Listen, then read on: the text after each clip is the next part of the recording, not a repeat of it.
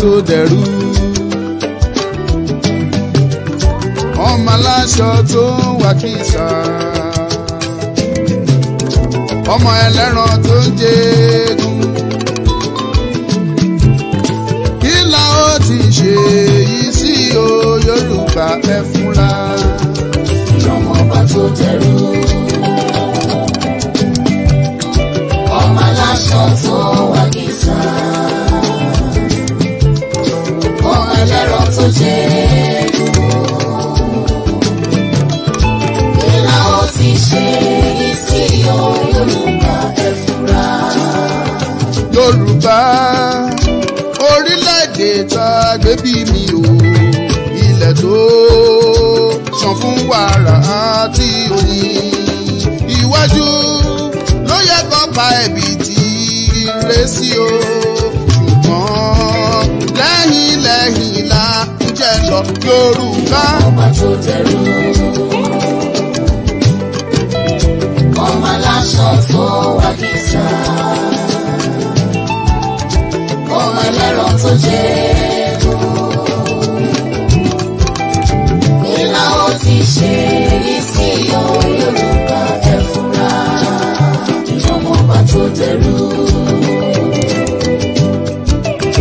Ọmọ aláṣọ tó wà kìsà.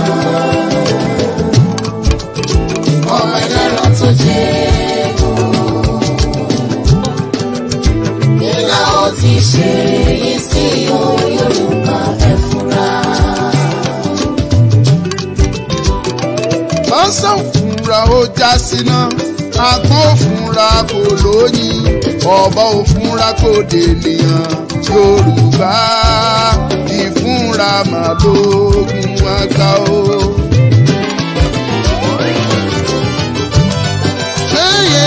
Ọmọ ọba tó dẹrú. Ọmọ aláṣọ tó wà kìsà. Ọmọ ẹlẹ́ran tó jẹ́gun. Kí la ó ti ṣe yìí sí o Yorùbá ẹ fúnra. Ọmọ ọba tó dẹrú. Ọmọ aláṣọ tó wà kìsà. Ọmọ ẹlẹ́ran tó jẹ́gun. Kí la ó ti ṣe yìí sí o Yorùbá ẹ fúnra. Ẹ̀bẹ̀ mo bẹ̀ yín ẹ̀yin àgbààgbà o. Ẹ jèbùrẹ́ o. Mo bẹ̀ yín ẹ̀yin àgbààgbà o. Ẹ jèbùrẹ́ o. Báyọ̀nù síra wa sóhun ló tọ́. Ẹ jèbùrẹ́ o. Àìrìnpọ̀ a máa jọmọ ìjò níyàwó. Ẹ jèbùrẹ́ o. Ọmọ ìyá kan náà ṣáá ní gbogbo wa.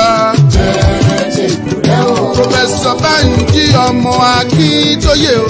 Ẹ jèbùrẹ́ o. Àgbà tí òbí inú lọmọ rẹ̀ ń pọ̀ jọjọ. Ẹ jèbùrẹ́ o.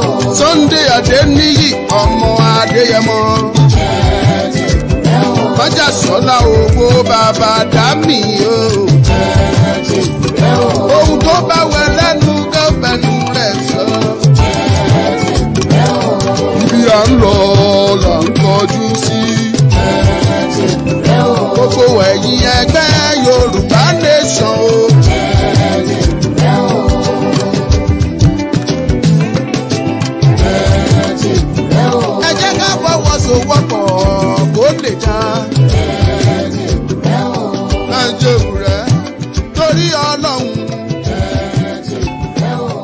Ẹ jèbùrẹ́ torí Elédùmarè.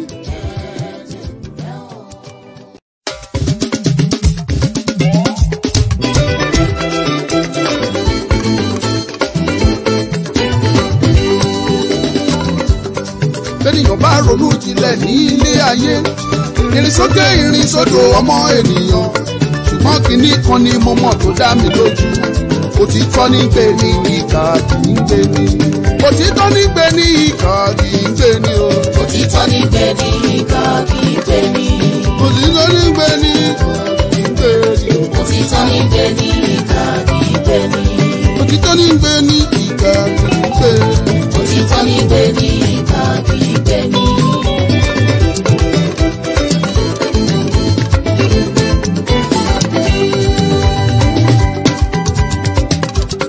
mo fẹ́ lówó mo fẹ́ lọ́mọ onílé ayé ìyẹn ló fẹ́ mú kó sọlé ọlọ́dà òro kó wá fẹ́ sọlé ayé ìdàwá ìlọ ó máa ṣe o òtítọ́ ní gbé ní ìkà kì í gbé ní òtítọ́ ní gbé ní ìkà kì í gbé ní o òtítọ́ ní gbé ní ìkà kì í gbé ní òtítọ́ ní gbé ní ìkà kì í gbé ní òtítọ́ ní gbé ní ìkà kì í gbé ní òtítọ́ ní gbé ní ìkà kì í gbé ní o òtítọ́ ní gbé ní ìkà kì í gbé ní.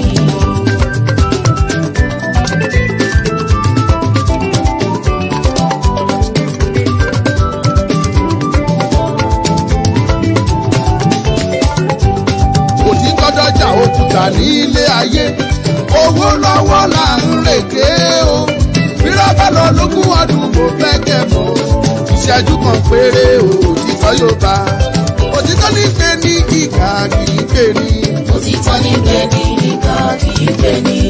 òtítọ́ ń gbé ní ìkà kì í gbé ní o. òtítọ́ ní gbé ní ìkà kì í gbé ní. òtítọ́ ní gbé ní ìkà kì í gbé ní o. òtítọ́ ní gbé ní ìkà kì í gbé ní.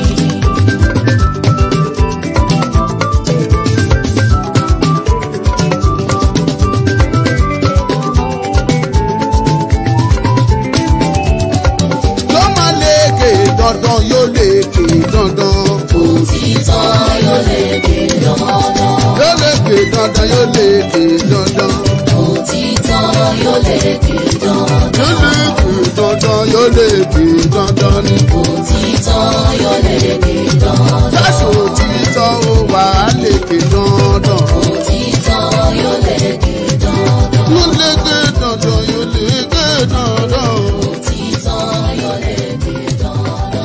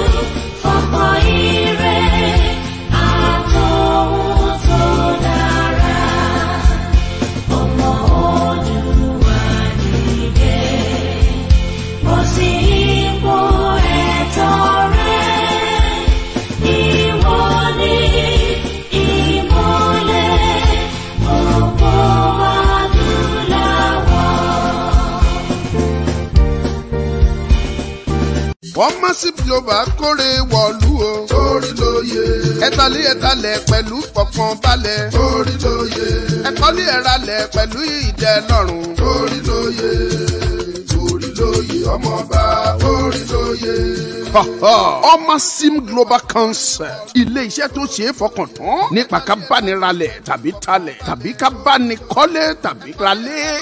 Ǹjẹ́ Massive Global Concept tí mò ń ṣe nìyẹn. Èyí tẹ́ ẹ bá wá fẹ́ ralẹ̀ bóyá 1 plot 2 plot 3 plot tàbí jù bẹ́ẹ̀ lọ. Ẹ̀yin tẹ́ ẹ bá tiẹ̀ wá ń wá ilẹ̀ tó tóbi bíi 1 acre tàbí jù bẹ́ẹ̀ lọ.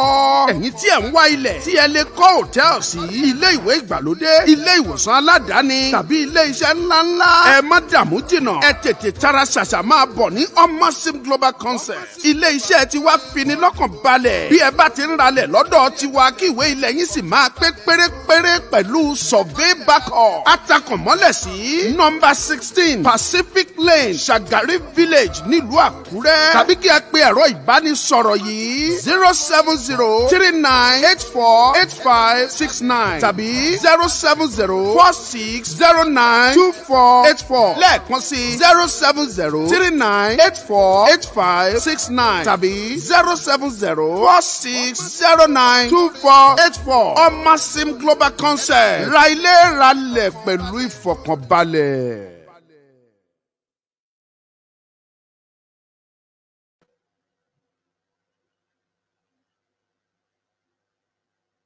Ẹ̀kọ́lé ẹ̀ralẹ̀ pẹ̀lú ìfọ̀kànbalẹ̀ orí lóye orí lóye. oyè ọmọ ọba orí lóye. Mo kí gbogbo ẹ̀yin olólùfẹ́ Ọmọlúkà káàkiri àgbáyé pátápátá níbikíbi tẹ́ ẹ ti ń wò mí.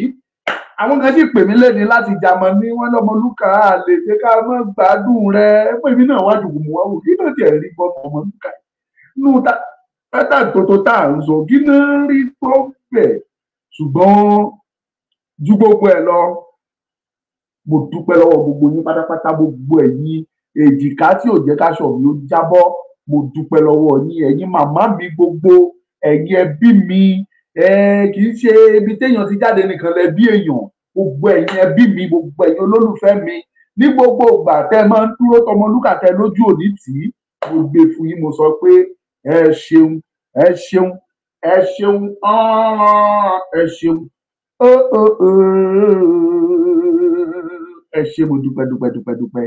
Fún àǹfààní ẹ̀yin tí ẹ nídìí ilẹ̀ nílùú Ìbàdàn, a ní 2 plot kan lẹ́gbẹ̀ẹ́ ilé epo Àkàndé Bákàrè nílùú Ìbàdàn ní Ẹgbẹ́dá. Nílùú Ìbàdàn ilé epo yẹn ó wà ní Ẹgbẹ́dá. Ilẹ̀ yẹn wà lẹ́gbẹ̀ẹ́ 2 plot ní. Then nìkan tún wà lápá ìsàlẹ̀ níbẹ̀ náà tí ò jìnnà síbẹ̀ 1 plot. Eléyìí tẹ́ bá fẹ́ ń bẹ̀ complete plot ní o kì í ṣàgékù. Ẹ kàn sí Ọmọlúkà kẹ́ jẹ́ kí àjọṣètò. Owó pọ́kú la fẹ́ tà á, kì í ṣe owó tó pọ̀ tó wọ́n rẹpẹtẹ. Ẹ kàn sí wa. Bákan náà la ní ilé sílùú Èkó, ilé property tó ti dúró ni. Ó wà ní Láfẹ́nwá, Èkó la lè pe bẹ̀ but Ògùn state ní. Ẹ̀yin tẹ́ bá fẹ́ ẹ kàn sí wa, ẹ lè rà kẹ́ túnṣe kẹ́ renovate ẹ̀ kẹ́ sọ di bẹ́ẹ̀ bá ṣe fẹ́. Ilé òun 4 bedroom flat ni ó ti wà ń bẹ̀. Ilẹ̀ tó dẹ̀ sì wà wájú ó sì tó plot, ó sì tó kọ́ odindi duplex ẹ bá fẹ́ kọ́. So ó wà. Bákan náà la nìkan sí ọ̀nà Ìkòròdú ní Owódé Elédé, a nìkan náà síbẹ̀. Ṣé Owódé Elédé ni àbí Owódé Ẹlẹ́dẹ̀ ní ìmẹ́lẹ̀ tán pé ìkan náà wà ń bẹ̀ lójú títì. Ẹ̀yin tẹ́ bá fẹ́ ẹ kàn sí wa ká lè bá yín ṣètò ẹ̀. Ilẹ̀ dẹ̀ wà káàkiri Ondo State, Èkìtì, Ọ̀ṣun, anywhere nílẹ̀ Yorùbá tẹ́ bá ti nílò ẹ̀ ẹ pè Ọmọlúkà. Àwa máa bá yín ṣèwádìí fínífíní tá dẹ̀ máa rí dájúdájú pé ilẹ̀ yìí o kì í ṣe ilẹ̀ tó lẹ́jọ́ lórí, kì í ṣe ilẹ̀ tó ní wàhálà, ilẹ̀ tí wàhálà tó máa fi ẹ́ lọ́kàn balẹ̀ ni. Ìyẹn dúró bẹ́ẹ̀.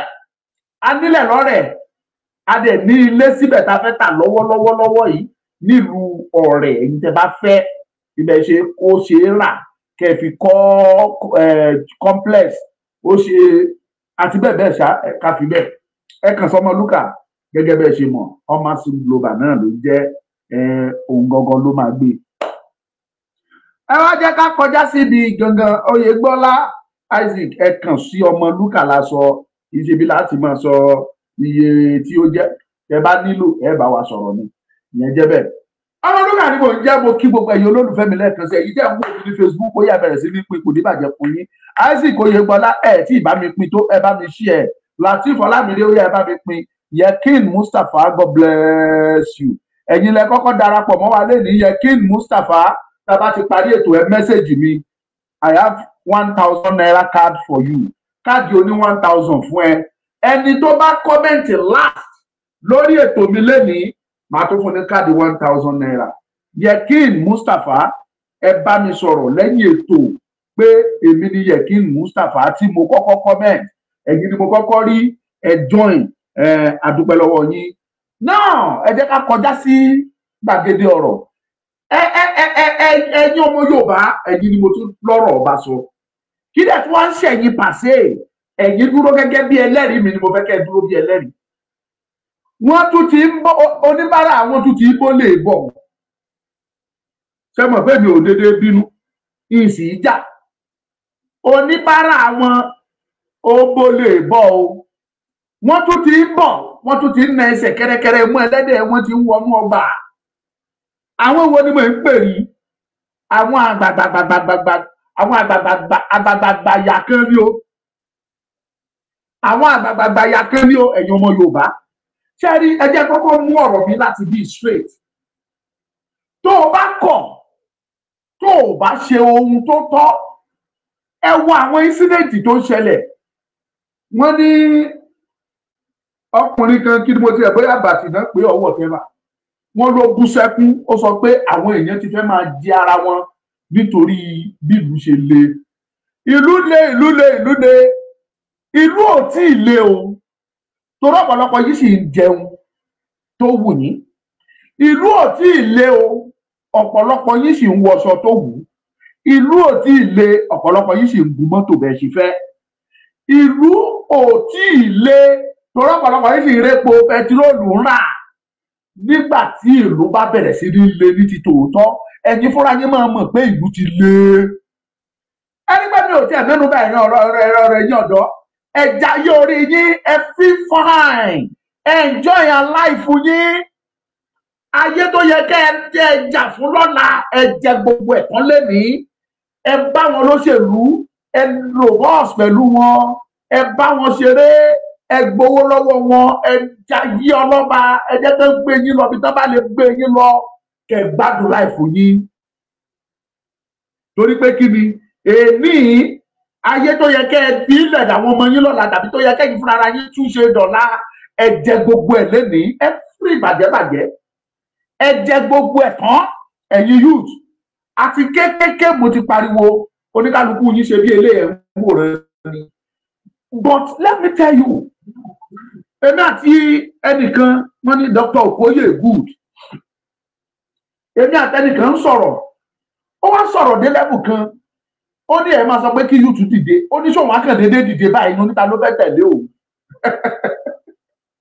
oh my goodness ó níta ló fẹ́ tẹ̀lé òun ó ní irú àwọn celebrity yẹn ló yẹ kó dìde ó dárúkọ Ṣeun Kútì ó dárúkọ Macaroni ó dárúkọ Falz ó dárúkọ wọn bẹ́ẹ̀ àwọn DJ Cooper kíní kan Cooper àbí Cooper ló ń jẹ́ ó láwọn wọ̀nyẹn ló yẹ kó dìde àwọn Davido kán dìde torí youth mo ní ó fi ayé tiẹ̀ ń de àwọn táyé wọn ti dá àwọn tí ò ronú ọ̀la ò fàyè tiẹ̀ ń de wọn mọ́ sórí tí ẹ̀yin youth tẹ́ bá ń retí Davido kó dìde fún yín tẹ́yin youth bá ń retí Tóyìn Àìmàkù Abraham Adéyẹmí tẹ́ bá ń retí ẹ̀ pé kó dìde fún yín tẹ́ ẹ̀ ń retí Fúnkẹ́ Akíndélé tẹ́ ẹ̀ ń retí Ọdún Adékọ́lá tàbí Fẹ́mi Adébáyọ̀ tẹ́ ẹ̀ ń retí Ṣeun Kútì tẹ́ ẹ̀ ń retí Ayọ̀ Makun tẹ́ ẹ̀ ń retí Macaroni tẹ́ ẹ̀ ń retí Shaggy tàbáwọn others Future Abiola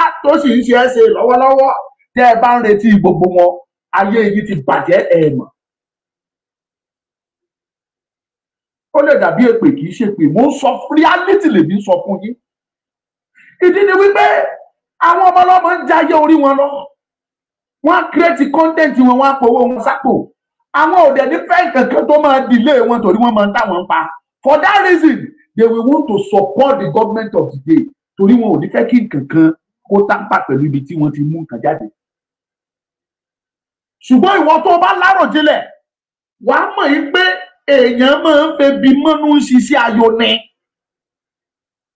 ìlú rọrùn ẹ bá mi pín program èyí dẹ̀ ń wò mí láti YouTube mi ìrọ́wọ́ yín YouTube ìlú dẹrùn lẹ ṣe mọ̀ yín pé ó yẹ kẹ́ ẹ ṣe content ìlú dẹrùn lẹ ṣe mọ̀ yín pé ó yẹ kẹ́ ẹ gbé fídíò jáde káwọn èèyàn lè wò ó ìlú dẹrùn nìwọ ríran mọ̀ pé o ní data tó fẹ́ fi wo fídíò ẹ lọ bèrè àwọn ibi tí wàhálà ti ń ṣẹlẹ̀ go to Sudan go to Somalia go to Israel and Pakistan Palestine ẹ lọ bẹ̀ ẹ lọ sí Ukraine kẹ́ lọ wo àwọn nǹkan tó ń ṣẹlẹ̀ àtàwọn ibi míì tí wẹ̀ ti ń wáyé ẹ lọ wo tó ń ṣẹlẹ̀ ńbẹ̀ wọn ò ríran rí tó ń pè ní data wọn ò tiẹ̀ mọ bí nǹkan ṣe lọ ẹ lọ bèrè ní Palestine ẹ lọ Gaza kẹ́ ẹ bèrè ẹ lọ sí Sudan kẹ́ lọ wo tó ń ṣẹlẹ̀ ẹ mọ̀ yín pé ara rọ̀ yín lẹ́sẹ̀ mọ̀ pé ẹ fẹ́ wo fídíò ara rọ̀ yín lẹ́sẹ̀ mọ̀ pé ẹ fẹ́ ṣe fídíò jáde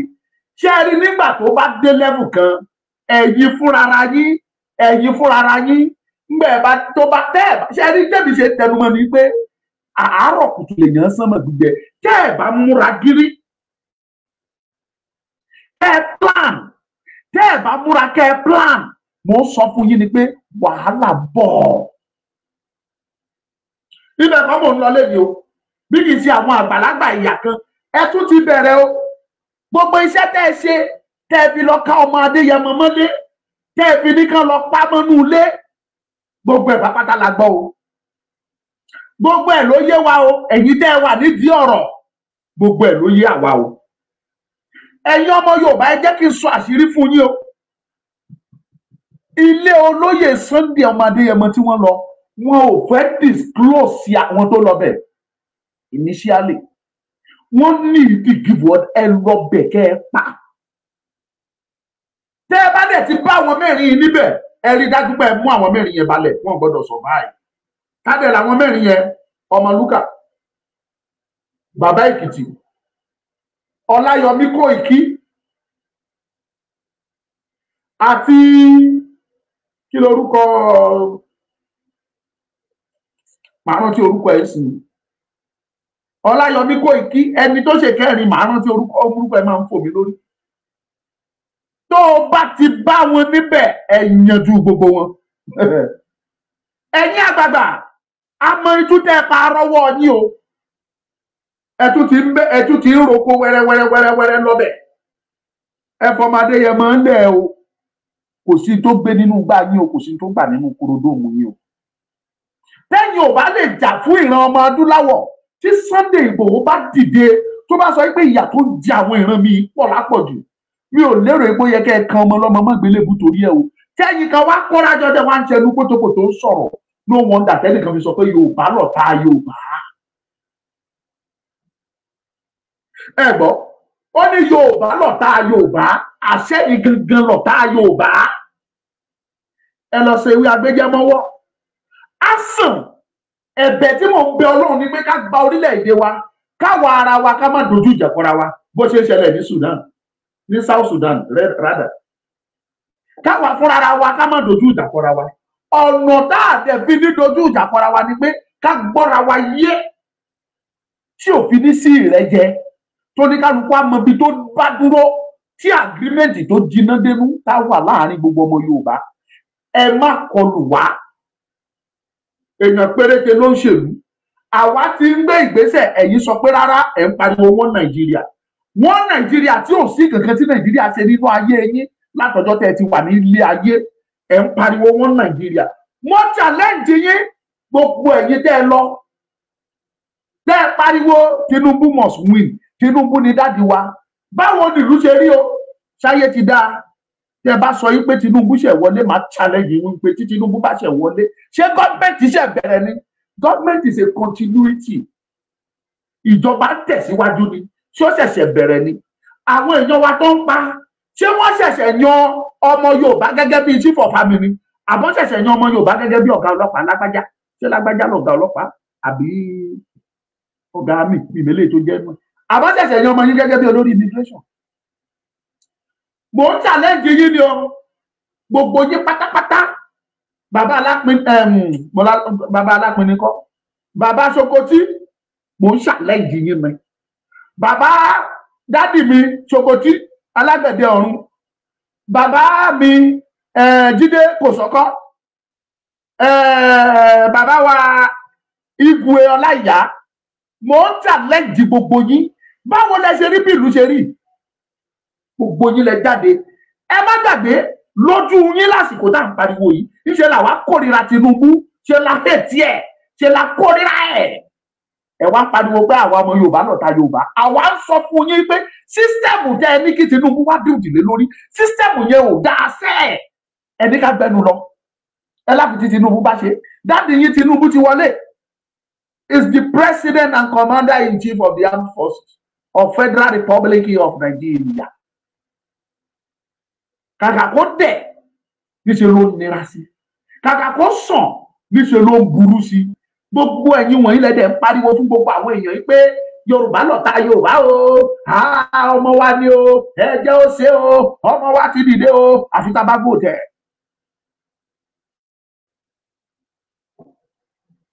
Ó dẹ̀ tí wá délẹ̀ sí, ṣé kidnapping tó ti wá, ó ti dópin? Àbí pípààyàn táwọn Fúlàní ń pààyàn, àbó ti dópin? Mò ń challenge yín ni. Bàbá mi Sokoti alágbẹ̀dẹ ọ̀run, mo ń challenge yín ni ọ̀nà tí ìjọba fi lè fi ayé dẹ mẹ̀kúnnù lọ́rùn ọ̀nà tó pọ̀ ni ẹ rí pé tó ń ṣẹlẹ̀ yìí is like wọ́n mọ̀ intentionally ni wọ́n fìyà jẹ aráàlú kò tí ì sí owó bí eléyìí nígbà táwọn lọ́wọ́ ṣèjọba ara màrọ aráàlú níwọ̀nba o bó tiẹ̀ jẹ́ pé wọ́n pariwo pé lè náà ṣùgbọ́n ara dé aráàlú Awólọ́wọ̀ máa announce free education wọ́n máa announce free health care ṣùgbọ́n láyé sí látòrí 20,000 sí 25,000 táwọn federal school sọ wọ́n máa sọ di 100,000 tẹ́lòmí ò dẹ̀ lágbára because of that alone many students ni wọ́n drop out of schools. mo ń sọ ṣé ìjọba ò lè pàṣẹ yìí pé gbogbo federal university pátápátá kan dá owó wọn padà sí iye báyìí kan dẹ̀ máa lọ́jà káwọn fúnra wọn fẹ́ wá máa subsidize yẹn ni láti fi ro àwọn òbí lọ́rùn tó fẹ́ lọ school ó nira jù fún wọn láti ṣe ìyà tó fi ń jẹ aráàlú wọn mọ̀ọ́mọ̀ fi ń jẹ aráàlú náà ṣebí epo ni wọ́n láwọn yọ subsidy lórí ẹ̀ kí ló dé tí wọn ò yọ subsidy lórí school lórí owó school àwọn ọmọ tí wọn ò bá lè ṣe ní total free education fáwọn ọmọ kò sí unity school táwọn ọmọ ò ti ń sanwó school o gbogbo federal school pátá ìbá ṣe secondary school federal ò ní primary secondary and university náà ní and polytechnics ẹ lọ bèrè kò sí gbogbo ẹ̀ pátá tí wọn ò ti san àsanfún owó àwa gbọ́ nùtàn nígbà bàbá Awólọ́wọ̀ tó o bá ti wọ university tàbí polytechnic ọ̀fẹ́ ní school tí wà láti secondary school primary school secondary school ọ̀fẹ́ ni o tó o bá dẹ̀ wọ university orí ọ̀fẹ́ wà tó o bá lówó àyè wà ibi tó o lè lọ wà tí wọ́n á ti dìde ìrànlọ́wọ́ fún ẹ tí wàá ti kàwé ìdánilójú dẹ̀ wà pé tó o bá jáde university yẹn iṣẹ́ tó dáa ó wà nílẹ̀ fún ẹ ṣùgbọ́n láyé tá a wà yìí a sọ pé kẹ́ ẹ sọ yunifásitì di 100% free tẹ́ ẹ bá fẹ́ ṣe ní 100% free orí ọ̀fẹ́ yẹn wà èló ni owó tí ìjọba fẹ́ pa wọlé láti àpò university and polytechnics and federal colleges mo ń challenge yín ni ṣóun ni federal government fẹ́ ná ṣóun lè fẹ́ fi ṣe budget as a matter of fact ẹni tí ò tiẹ̀ plan tẹ́lẹ̀ tí ò pinnu láti sọ pé kọ́mọ òun lọ yunifásitì tí ìjọba tó bá announce pé university is now free ìwọ tó bá ṣáàtì competent tó mú wà ẹ̀kì ẹ tó dẹ̀ ṣe JAMB tó dẹ̀ pass tó meet up oye cut off mark you will enter university tó bá apply fún lọ́fẹ̀ẹ́ ni wàá dẹ̀ kàwé ẹ fún ọdún mẹ́rin mo ń guarantee yín ni kò tún irun kan lára gọ́ọ̀mẹ̀ntì ẹ mọ̀ náà èyí tẹ̀ ń wò mí kò tún irun kan lára gọ́ọ̀mẹ̀ntì tí mo ń sọ mo dẹ̀ ń challenge yín tẹ́ ẹ bá wá sọ yín pé tí gọ́ọ̀mẹ̀ntì bá sọ pé àwọn ò lè ṣe bẹ́ẹ̀ kí ló dé tẹ́ ẹ reduce price yẹn to bearable minimum kàkà bẹ́ẹ̀ bàbá wa Tinubu wọlé owó school ó skyrocket sókè mo ń sọ mọ́ Ọlọ́run tó dá inú tó dá mi ìṣẹ̀dá Tinubu àti ìṣẹ̀dá mi ó rínú mi ó rọ́kọ̀ mi ó mọ̀ pé mi ò kórìíra Tinubu ṣùgbọ́n màá sọ òtítọ́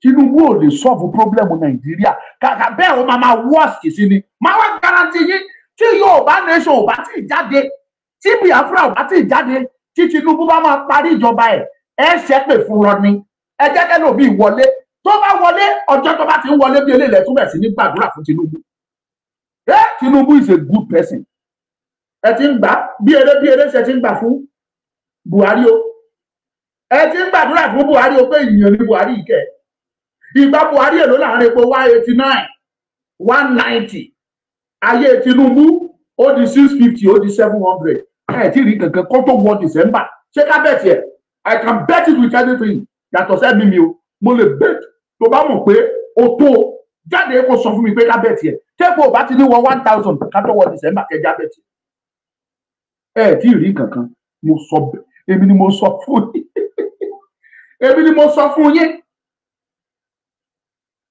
As a matter of fact, ẹ̀yin èèyàn mi tẹ́ ẹ̀ wò mí, tí ìjọba bá announce pé education ní university is free, ọ̀pọ̀lọpọ̀ àwọn ọmọ tẹ́ ẹ̀ ń wò yìí tí wọn ò fẹ́ lọ school gan, ọ̀pọ̀lọpọ̀ wọn láwà well encouraged. That's sọ pé school ọ̀fẹ́ ni o, màá lọ.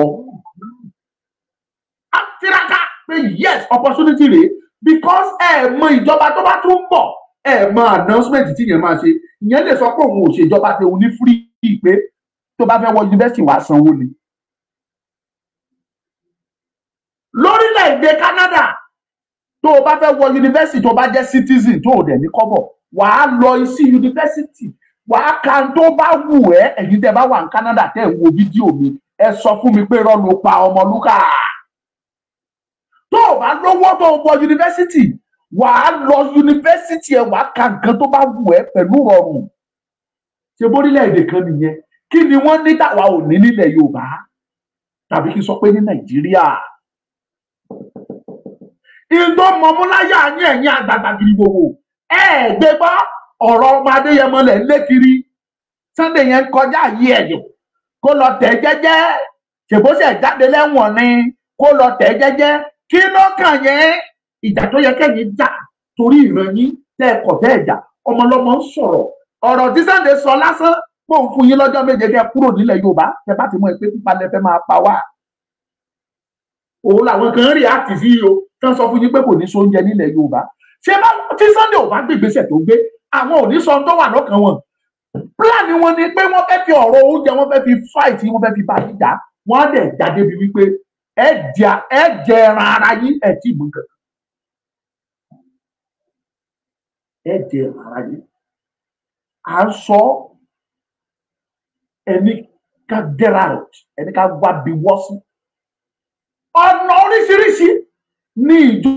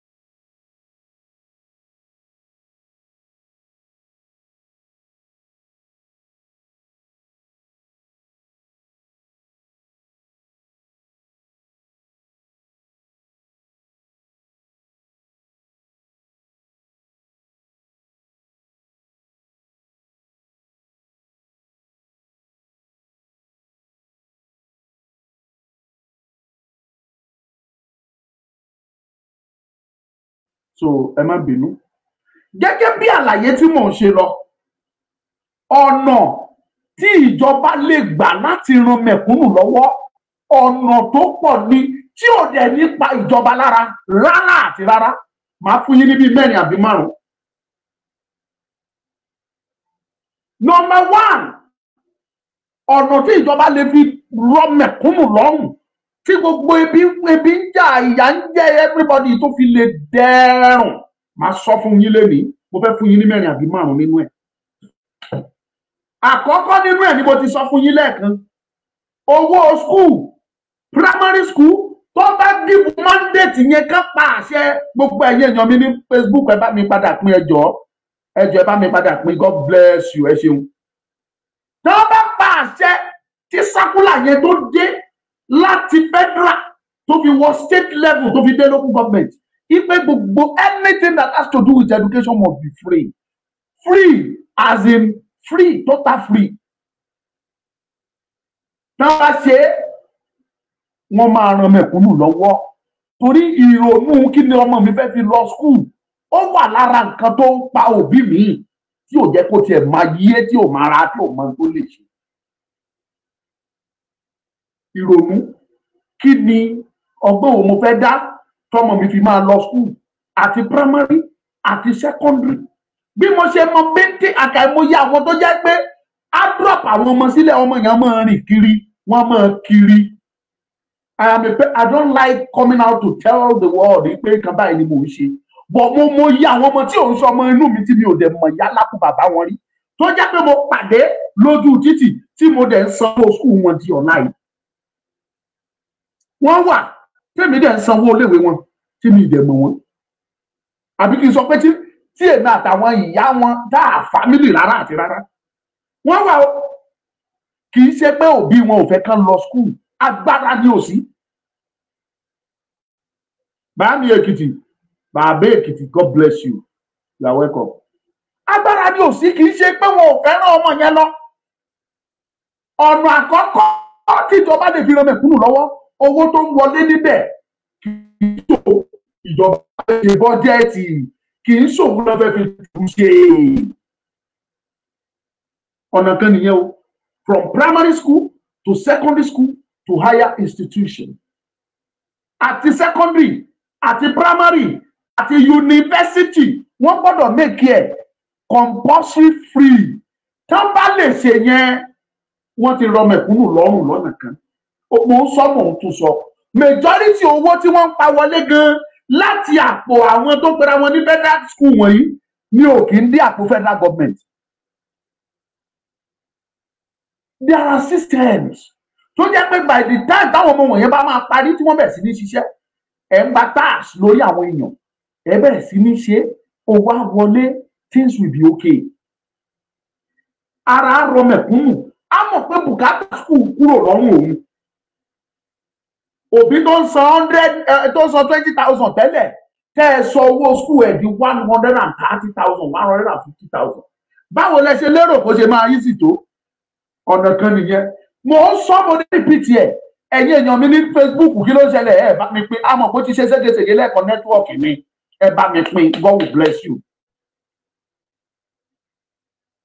Ẹ ṣé o. Pero, God bless you. Thank you for the rose. Pero, thank you for the rose. Thank you for the rose. Thank you, thank you, thank you, thank you. Thank you for the rose, Pero. God bless you. Jésù Olúwa wa, àmín. Yá, gẹ́gẹ́ bí àlàyé tí mò ń ṣe lọ.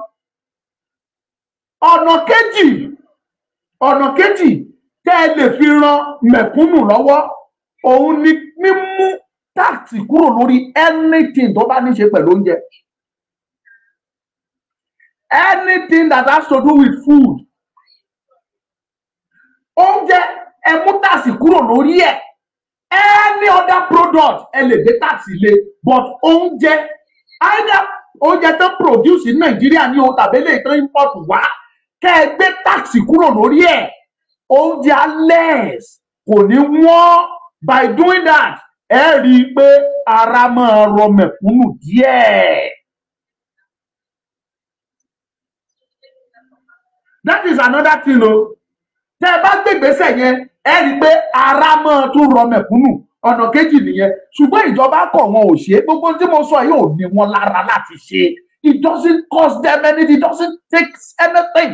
Because majority àwọn táàsì tá à ń sọ wọ̀nyí tó ń gbà wọ̀nyí, majority táàsì wọ̀nyẹn kì í dọ̀dọ̀ gọ́ọ̀mẹ̀ntì, àwọn PSC, àwọn DG, àwọn directors, àwọn náà jókòó tí wọ́n ń jẹ́ ìdí tẹ́ ṣe máa rí ọ̀gá míì tá jókòó tí 100 billion naira á dẹ̀ nìkan kó á dẹ̀ bẹ́ẹ̀ fún ẹ̀ jẹ́ èrò ọ̀gá ní federal parastatal á jókòó tí 150 billion á dẹ̀ la tí ò dẹ̀ sí ìtàṣẹlẹ̀ because arọra mú eléyìí tó bá yẹ kó gbọ̀n sọ́wọ́ gómìnà àgbọ̀n fún bóyá president ló fẹ́ gbọ̀n fún àbí secretary to the federal government àgbọ̀n sí lọ́wọ́ by doing that ẹ wá discover pé eléyìí tó ṣe tó yẹ kó lọ sá kò ní lọ bẹ̀ kó ìjọba ò dẹ̀ mọ́ lára because wọ́n mọ ibi tó ti ń rówó wọn. That is another point tí gọ́ọ̀mẹ̀ntì fi lè ran mẹ̀kúnnù lọ́wọ́ ṣùgbọ́n wọ́n kọ̀ wọn ò ṣe mo ti sọ kíní fún yín wọ́n kọ̀ wọn ò ṣe wọ́n mọ̀ nípa wọn lè ṣe láti ran mẹ̀kúnnù lọ́wọ́ but wọ́n kọ̀ wọn ò ṣe ìkejì mo tún ti sọ fún yín wọ́n mọ̀ pé táwọn bá ṣe ara máa rọ mẹ̀kúnnù that is ọ̀nà kejì but they will never do it. Ìkẹta tó ṣe kókó tó jẹ́ pé ìjọba ní agbára láti ṣe òun ni iná. Ẹ̀gbọ́n tí mo sọ iná tí wọ́n ń lò electricity ṣé mo fẹ́ electricity ní Nàìjíríà kò regular kò dẹ̀ lọ bó ṣe yẹ kó lọ but let me assure you yìí pé there are ways tí gọ́ọ̀mẹ̀ntì fi lè ràn mẹ̀kúnnù lọ́wọ́. Àwọn country kan wà tó jẹ́ pé ilé tí wọ́n ń gbé ọ̀fẹ́ ni iná tí wọ́n ń lò.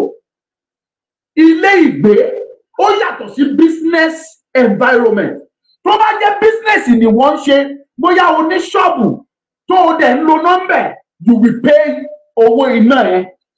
Tó o bá ní company tó ń lo nọ́mbẹ̀ wàá sanwó iná ṣùgbọ́n tó bá jẹ́ ilé tó ń gbé ni ọ̀fẹ́ ni iná. Ọ̀pọ̀lọpọ̀ ọmọ Nàìjíríà ló jẹ́ wípé wọ́n ń sanwó iná tí wọn ò dẹ̀ ní tí wọn ò rí náà yẹn gan lò ìrònú owó iná ọ̀tọ̀ ni. That is another point. Government can do it. Government ló ní iná tẹ́lẹ̀ àwọn ló ń pín iná kó tó di pé wọ́n hand over ẹ̀ lọ́wọ́ private wọ́n wá pín lóríṣiríṣi Benin Electricity Distributor Company Ìkẹjà Distribution Company Èkìtì Distributing Company Tọ̀hún Distributing oríṣiríṣiríṣiríṣi ẹ̀ bẹ́ẹ̀ but the government has that capacity wọ́n ní agbára láti sọ yìí pé ẹni ilé tó ń gbé kí náà máa ń porúkọ ẹ̀ lóyìnbó residential buildings kò gbọdọ̀ sí pé o sanwó ná. Residential building ó yàtọ̀ sí business building àbí kí lẹ ti ń pè business area. Tó o bá ní ṣọ́ọ̀bù bóyá yẹ́dẹ́sà ló ń ṣe tàbí òun ṣe wẹ́dà tàbí òun ṣe bábà tàbí òun ṣe ẹni iṣẹ́ tó ṣàjẹ́ pé iṣẹ́ tó ń ṣe yìí òfin gbówó wọlé ni wàá san owó iná ẹ̀ ṣùgbọ́n ilé tó ń gbé o free láti lo náà for free. Another point tí ìjọba lè fi ran mẹ̀kúnnù lọ́wọ́ nìyẹn but they will never do it. They will never do it.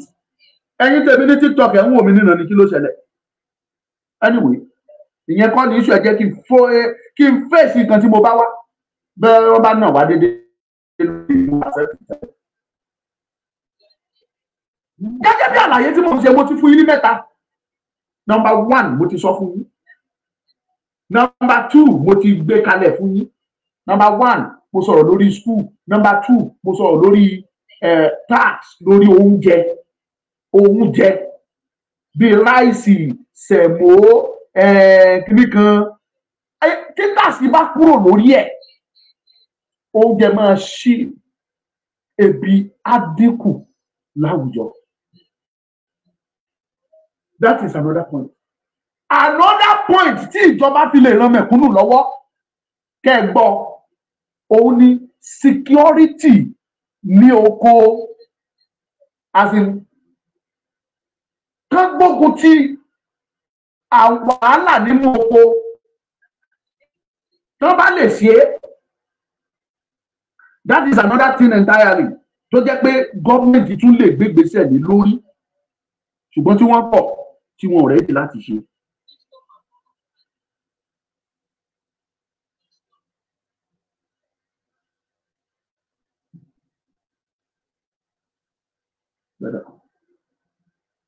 Wọ́n kọ̀ wọn ò gbé gbèsè. Mo sọ fún yín tí ìjọba bá gbé gbèsè lórí farm security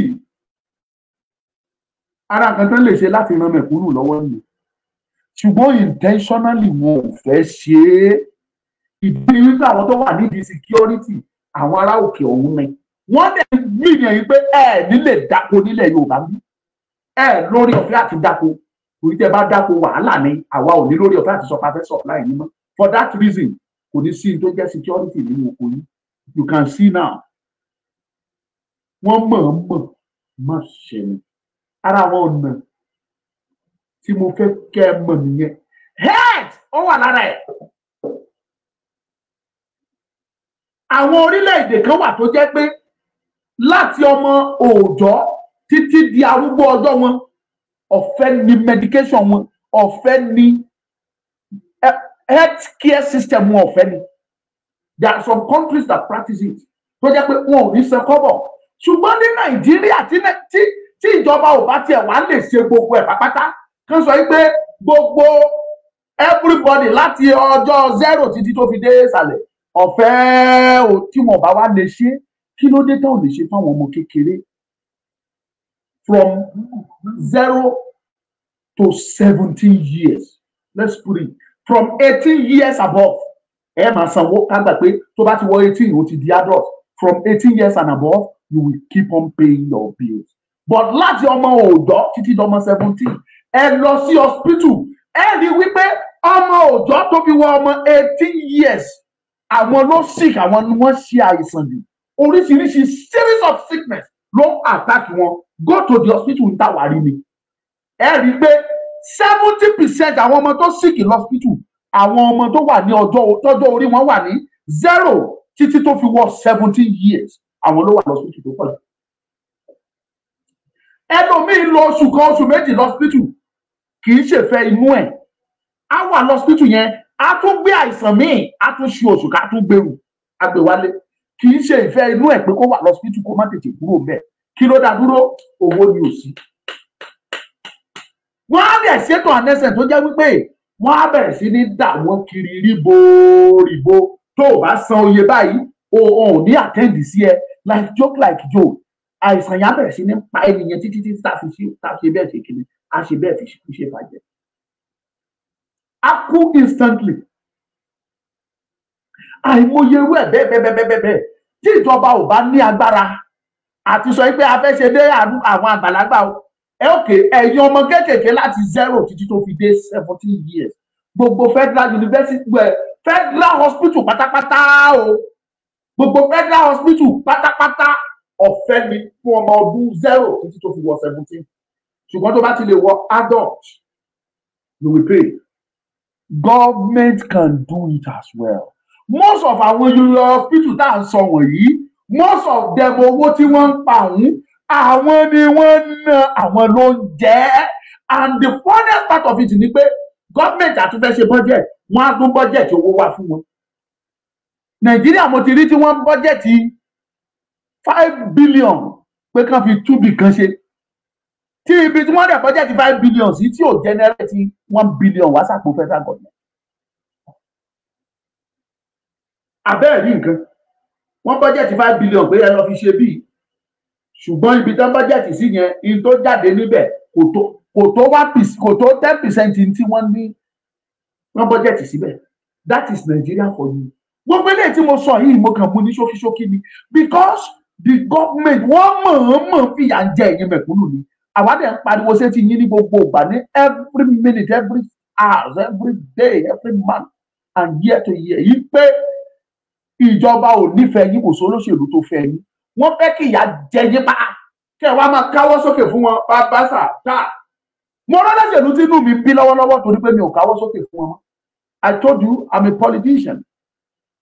Àwa ìṣòṣèlú dáadáa àmọ̀ǹtán pè lóṣèlú ṣùgbọ́n nǹkan ọlọ́run mú mi tó ṣí mi níyè bí mo ṣe bẹ ọlọ́run pé bó ṣe ṣí mi níyè kó ṣí ọ̀pọ̀lọpọ̀ èèyàn ọ̀dọ́ bíi tèmi kó ṣí yín níyè kẹ́ ẹ fojú yín ojú inú kẹ́ ẹ fi rí tó ń ṣẹlẹ̀ yìí pé kò sí gbogbo àwọn tẹ́ ẹ rí wọ̀nyí kò sí nínú wọn tó fẹ́ yín fẹ́rẹ̀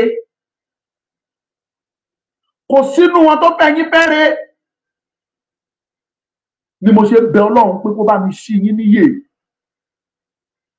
ṣe ń gbàlàyé mi now kí máa bọ́rọ̀ mi lọ Okay. Okay.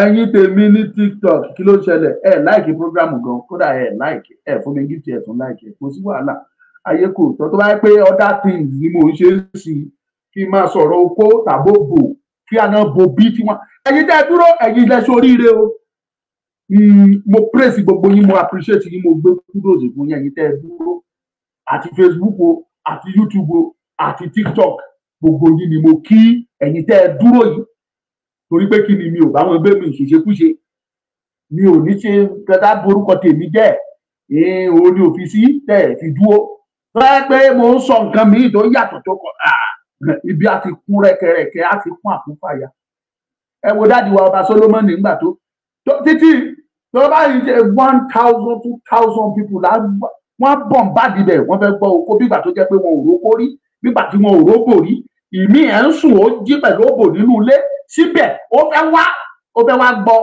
pé báyìí ni ó ṣe ṣe báyìí ló ṣe ṣe you don't need it ẹ wá síbi òtítọ́ ẹ má kórìíra òtítọ́ move closer to the truth kẹjẹ etí kẹ gbọ́ torí ọ̀la ayé yín àtàwọn ọmọ yín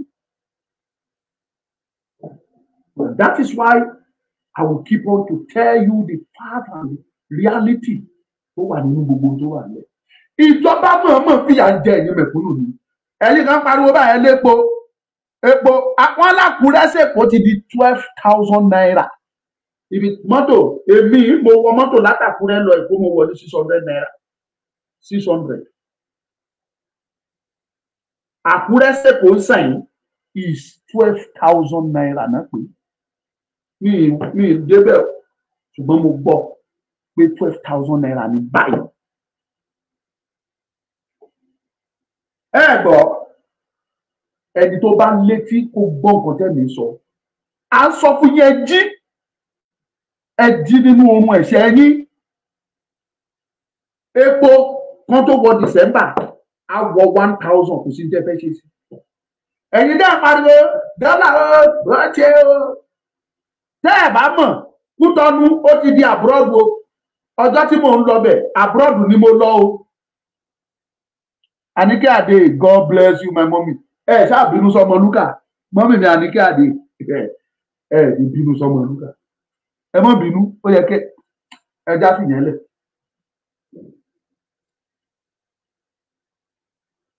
Kútọ́nù ti di abroad o. Tó bá ń lọ Kútọ́nù wàá ra owó wọn ní o. Mo bá kó 100,000 fún wọn, wọ́n fún ẹ ní 50k. 50,000 self and wọ́n á fi kó fún ẹ. Àwa sì lọ bẹ̀ lọ́sẹ̀ tó kọjá o. A lọ bẹ̀ lọ́sẹ̀ tó lọ o bó fún wọn 100,000 50,000 ni wọ́n á fi kólé ẹ lọ́wọ́ o so tó bá lò ń lọ Kútọ́nù abroad ló ń lọ o ń lọ sí abroad ni o torí o kò rọrùn o mo dẹ̀ sọ ó dàbí eré ó dàbí àwàdà ẹ dídí òdodo finally kí tó máa lọ torí mi ò fẹ́ pẹ́ mọ̀tì lórí ètò lẹ́nu ẹ̀yin àgbàgìrì wòwò ẹ fọmọdé yẹn mọ́ lẹ́ o ẹ jẹ́ kó ṣe nǹkan tọ́lọ́run rán kò ìparí iṣẹ́ tọ́lọ́run fi rán ó dẹ̀ máa ṣe láṣẹ yìí orin kan wà tí mo máa ń gbọ́ ó ní ọ̀nẹ́ pé ìjésù rẹ̀ pé o mo jẹ́ ìpè o mo jẹ́ o lájẹyè ajẹ́ lájẹyè ọlọ́run ló pè sínú ìrìnàjò yìí ó dẹ̀ ti ń rìn ìwọ tọ́lọ́run pè tó kọ̀ ńkọ́ báwo ni tí a ṣe wí tiẹ̀ sí ọlọ́run pé òun ó dẹ̀ jẹ́ ẹ filẹ̀ jẹ́ kó ṣe nǹkan tọ́lọ́run fi rán tẹ́ ẹ̀ bá lè gbà tẹ́ ẹ̀ bá lè sọ́pọ́tì ẹ̀ tẹ́ ẹ̀ bá lè tì lẹ́yìn ẹ fọmọ lọ́mọ lẹ̀ jẹ́ kó rìn bó bá ṣe wù ú kò kán yẹn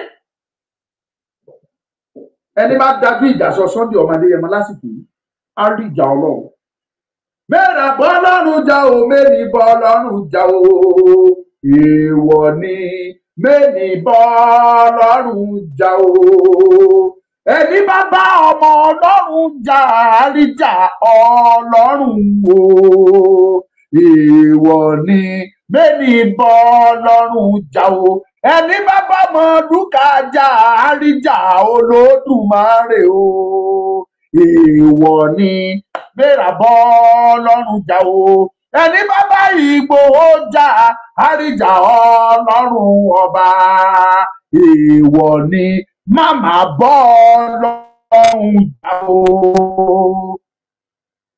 má bọ́ lọ́hùn jà fọmọdé yẹn máa ń lẹ̀ fọmọdúkà lẹ̀ fi bàbá Èkìtì ẹ fi wá lẹ̀ jẹ́ ká rìn bàbá ṣe mọ̀ ọ́n tó o bá lè darapọ̀ mọ́ wa fi wá lẹ̀ ká máa ṣe lọ. kò kàn yín ẹ̀yin ẹ̀ ṣe ti ebi wọn Nàìjíríà lẹ̀ nígbàgbọ́ mú ẹ má bá wọn Nàìjíríà lọ kò sí wàhálà dédé ló gẹ́gẹ́ ló ṣe gẹ́gẹ́ ló ṣe gẹ́gẹ́ ẹ má bá wọn Nàìjíríà yín lọ kò sí wàhálà. And I'm telling you this pé di àmùrè ní gírí rẹ́rẹ́ fẹ́rún wàhálà ń bọ̀ Ọlọ́run ní jẹ́ kí wàhálà bá sínú ilé wa o. That will be all for today. God bless you. Ọmọlúkà is my name. ẹ̀yin tẹ́ bá ní ilẹ̀ ní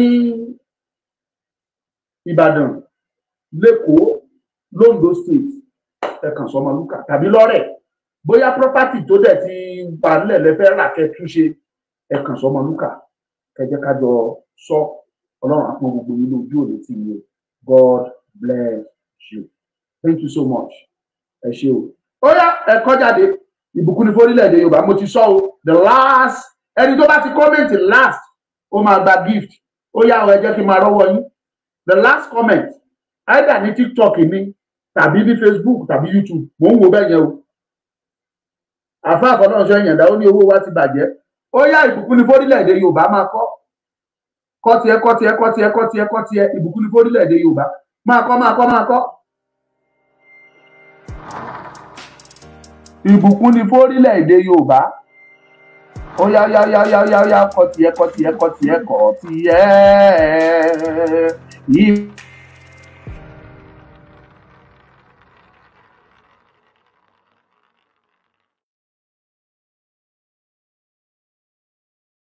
Ó kọ́ tiẹ̀.